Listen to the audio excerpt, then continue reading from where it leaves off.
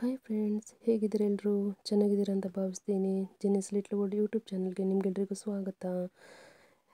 ಇದು ಏನು ಅಂತ ನೋಡಿದ್ದೀರಾ? ಇದು ವಾಟರ್ ಆ್ಯಪಲ್. ಇದನ್ನು ರೋಸ್ ಆ್ಯಪಲ್ ಅಂತಲೂ ಕರೀತಾರೆ, ಜಾಂಬು ಅಂತಲೂ ಕರೀತಾರೆ. ಇದನ್ನು ದಕ್ಷಿಣ ಕನ್ನಡ, ಮಲೆನಾಡು ಈ ಸೈಡ್ಗಳಲ್ಲಿ ಜಾಸ್ತಿಯಾಗಿ ಬೆಳೀತಾರೆ. ಕನ್ನಡದಲ್ಲಿ ಜಾಂಬು ಅಂತಲೂ, ಮಲಯಾಳಂನಲ್ಲಿ ಜಾಂಬಕ್ ಅಂತಲೂ ಕರೀತಾರೆ. ಇದರಲ್ಲಿ ನಾನಿವತ್ತು ಉಪ್ಪಿನಕಾಯಿ ಯಾವ ಥರ ಮಾಡೋದು ಅಂತ ನಿಮಗೆ ಹೇಳ್ಕೊಡ್ತೀನಿ. ತುಂಬ ಟೇಸ್ಟಿಯಾಗಿ ಇರುತ್ತೆ. ನೋಡಿ, ಈ ಥರ ಚೆನ್ನಾಗಿರೋ ಫ್ರೆಶ್ ಆಗಿರುವ ಒಂದು ವಾಟರ್ ಆ್ಯಪಲ್ನ ನೀವು ಸೆಲೆಕ್ಟ್ ಮಾಡ್ಕೋಬೇಕು. ಇದರೊಳಗಡೆ ಬೀಜ ಇರುತ್ತೆ, ಅದನ್ನು ನೀಟಾಗಿ ತೆಗೆದುಬಿಟ್ಟು ಸಣ್ಣ ಸಣ್ಣದಾಗಿ ಕಟ್ ಮಾಡಿಕೊಂಡು ಇಟ್ಕೊಳ್ಳಿ. ಫ್ರೆಶ್ ಆಗಿರುವಂಥ ವಾಟರ್ ಆ್ಯಪಲ್ನ ಆರಿಸ್ಕೊಳ್ಳಿ. ಇದಕ್ಕೆ ಬೇಕಾಗಿರೋ ಇಂಗ್ರೀಡಿಯೆಂಟ್ಸ್ ನೋಡ್ಕೊಂಬರೋಣ. ಸ್ವಲ್ಪ ಮೆಂತೆ, ಜೀರಿಗೆ 1 ಚಮಚ, ಸಾಸಿವೆ 1 ಚಮಚ ತಗೊಳ್ಳಿ, ಸ್ವಲ್ಪ ಅರಿಶಿನ, ಆಮೇಲೆ ಖಾರಕ್ಕೆ ಬೇಕಾಗುವಷ್ಟು ನಿಮಗೆ ಮೆಣಸು ಸ್ವಲ್ಪ ಬ್ಯಾಡಗಿ ಮೆಣಸಿನಕಾಯಿ ತಗೊಳ್ಳಿ 10, ಆಮೇಲೆ ಖಾರದ ಮೆಣಸಿನಕಾಯಿ ತಗೊಳ್ಳಿ. 2 ಮಿಕ್ಸ್ ಮಾಡಿನೇ ತಗೋಬೇಕು, ಇಲ್ಲಾಂದರೆ ಅದು ಟೇಸ್ಟ್ ಚೆನ್ನಾಗಿ ಬರಲ್ಲ. ಈ ಥರ ಮಿಕ್ಸ್ ಮಾಡಿ ತಗೊಳ್ಳೋದ್ರಿಂದ ನಮಗೆ ಕರೆಕ್ಟಾಗಿ ಮೆಷರ್ಮೆಂಟ್ ಆಗುತ್ತೆ.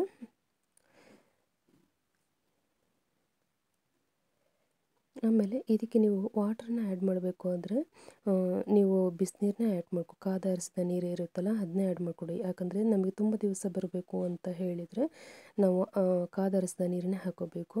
ಈಗ ಏನು ನಾವು ಇಂಗ್ರೀಡಿಯೆಂಟ್ಸ್ ತೊಗೊಂಡಿದ್ದೀವಿ ಎಲ್ಲವನ್ನು ಮಿಕ್ಸಿಗೆ ಹಾಕಿಬಿಟ್ಟು ರುಬ್ಕೊಳ್ಳಿ. ಒಗ್ಗರಣೆಗೆ ಏನು ಬೇಕು ನೋಡ್ಕೊಂಬರೋಣ.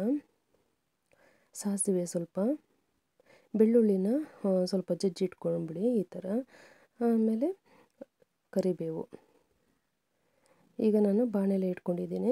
ಒಗ್ಗರಣೆಗೆ ಸಾಸಿವೆ ಹಾಕಿ, ಸಾಸಿವೆ ಚೆನ್ನಾಗಿ ಸಿಡಿಬೇಕು. ನಾನು ಸಿಡಿದಿದೆ ಅಂತ ನೋಡಲಿಕ್ಕೆ ಒಂದು ಕರಿಬೇವನ್ನ ಹಾಕಿದ್ದೆ. ಈಗ ನೋಡಿ, ಈಗ ಕರಿಬೇವನ್ನ ಆ್ಯಡ್ ಮಾಡ್ಕೊಳ್ಳಿ. ಫ್ರೆಶ್ ಆಗಿರುವ ಕರಿಬೇವನ್ನ ಚಾಯ್ಸ್ ಮಾಡ್ಕೊಳ್ಳಿ, ತುಂಬ ಚೆನ್ನಾಗಿ ಫ್ರೆಗ್ನೆನ್ಸ್ ಬರುತ್ತೆ. ಆಮೇಲೆ ನೀವೇನು ಜಜ್ಜಿಟ್ಕೊಂಡಿದ್ದೀರ ಬೆಳ್ಳುಳ್ಳಿ, ಇದನ್ನು ಸೇರಿಸ್ಕೊಳ್ಳಿ. ಅದು ಚೆನ್ನಾಗಿ ಫ್ರೈ ಆಗಬೇಕು ಎಣ್ಣೆಯಲ್ಲಿ. ನಿಮಗೆ ಈ ವಾಟರ್ ಆ್ಯಪಲ್ನಲ್ಲಿ ಇದು ಜೀರ್ಣಕ್ರಿಯೆಗಂತೂ ತುಂಬ ಒಳ್ಳೆಯದು. ಕೊಲೆಸ್ಟ್ರಾಲು ಇರಲ್ಲ ಇದರಲ್ಲಿ. ಈ ಥರ ನೀವು ಸೈಡಲ್ಲಿ ಇದು ರುಬ್ಬಿಟ್ಕೊಂಡು ಒಂದು ಪಕ್ಕಕ್ಕೆ ಇಟ್ಕೊಂಡ್ಬಿಡಿ. ಇದರಲ್ಲಿ ವಿಟಮಿನ್ ಸಿ ರೋಗ ನಿರೋಧಕ ಶಕ್ತಿ ವೃದ್ಧಿಸುವಂಥ ಒಂದು ಗುಣವನ್ನು ಹೊಂದಿದೆ. ಈ ಹಣ್ಣಂತೂ ಆರೋಗ್ಯಕ್ಕೆ ತುಂಬ ಒಳ್ಳೆಯದು ಫ್ರೆಂಡ್ಸ್. ಇದನ್ನು ಹಾಗೇನೂ ತಿನ್ಬೋದು. ಇದರಲ್ಲಿ ನೀರಿನಂಶ ಜಾಸ್ತಿ ಇರೋದ್ರಿಂದ ಇದರಲ್ಲಿ ಕೊಲೆಸ್ಟ್ರಾಲ್ ಇರೋದಿಲ್ಲ. ಪ್ರೆಗ್ನೆಂಟ್ ವುಮೆನಿಗಂತೂ ಇದನ್ನು ಕೊಟ್ಟರೆ ತುಂಬ ಒಳ್ಳೆಯದು ಅಂತ ಹೇಳ್ತಾರೆ. ಈಗ ನೀವು ಮಸಾಲೆ ರುಬ್ಬಿರೋದನ್ನ ಏನಿದೆ ಇದನ್ನು ಆ್ಯಡ್ ಮಾಡ್ಕೊಳ್ಳಿ.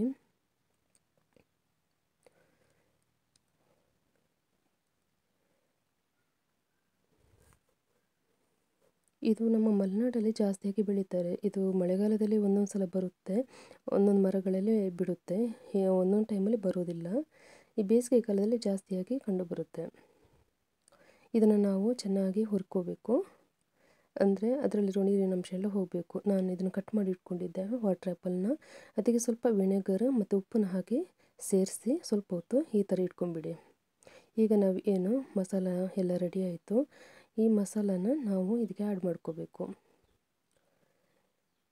ತುಂಬ ಚೆನ್ನಾಗೇ ಆಗುತ್ತೆ. ಕ್ರಿಸ್ಪಿನೆಸ್ಸು ಅಂದರೆ ಅದರಲ್ಲಿ ನಮಗೆ ಇದು ವಾಟರ್ ಆ್ಯಪಲ್ ಅಂತ ಗೊತ್ತೇ ಆಗೋದಿಲ್ಲ. ನಿಮಗೆ ಇನ್ನೊಂದು ಟಿಪ್ಸ್ ಹೇಳ್ತೀನಿ. ಏನು ಅಂದರೆ ಇದನ್ನು ನಾವು ಈ ಥರನೂ ಸೇವಿಸೋದ್ರಿಂದ ನಮ್ಮ ಆರೋಗ್ಯಕ್ಕೆ ಒಳ್ಳೆಯ ಪೋಷಕಾಂಶನೇ ಸಿಗುತ್ತೆ.